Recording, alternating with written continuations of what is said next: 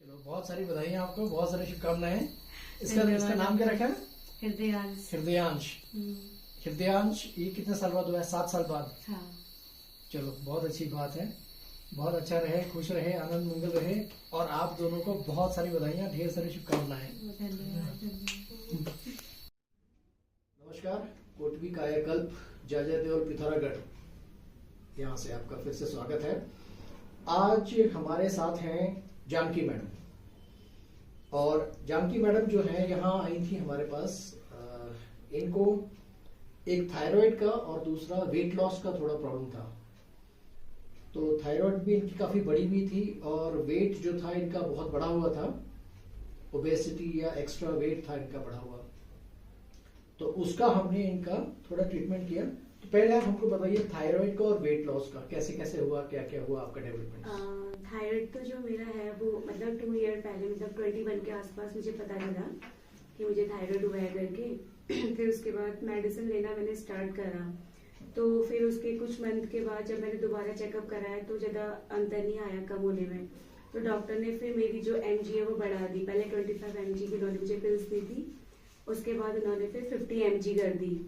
तो उसके बाद मतलब कुछ मुझे उसके लॉसेस नजर आने लगे। मतलब मैं कोई भी चीज भूल जाती थी कि मतलब मैं यहाँ पे किस लिए आई, कुछ क्या करना था मुझे करके।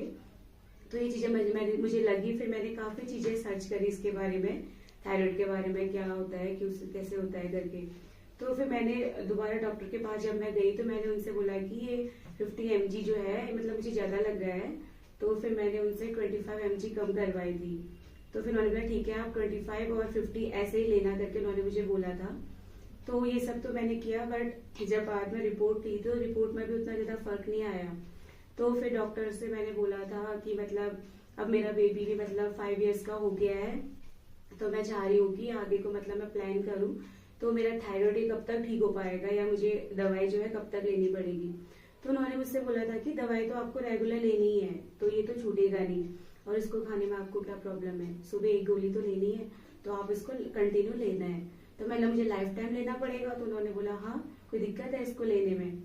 तो फिर मैंने बोला कहीं ना कहीं मतलब दिक्कत तो होगी, क्योंकि मुझे रियलाइज होने लग गया था कि इसका साइड इफेक्ट तो मुझे हो रहा है, क्योंकि मैं चीजें भूल रही हूँ।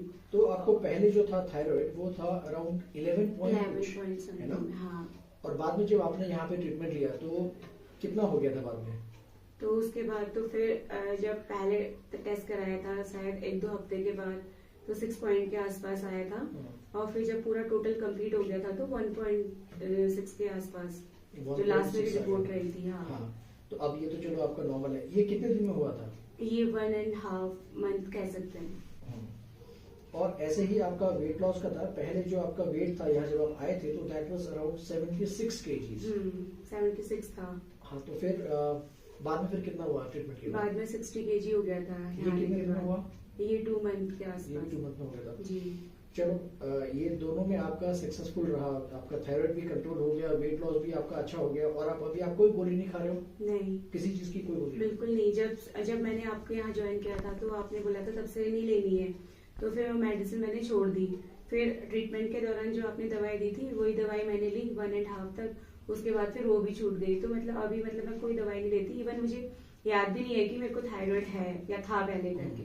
गुड। तो आपका ये दोनों हो गया। और अभी जो आपकी जस्ट रिसेंट जो रिपोर्ट आई है कि आपने एक बेबी कंसीव कर लिया है और 6 वीक्स के आसपास का है वो जी। तो इसके लिए हम आपको बधाई देते हैं। कंग्रेचुलेशंस। Thank you. अच्छा हो, बच्चा स्वस्थ हो ना जी।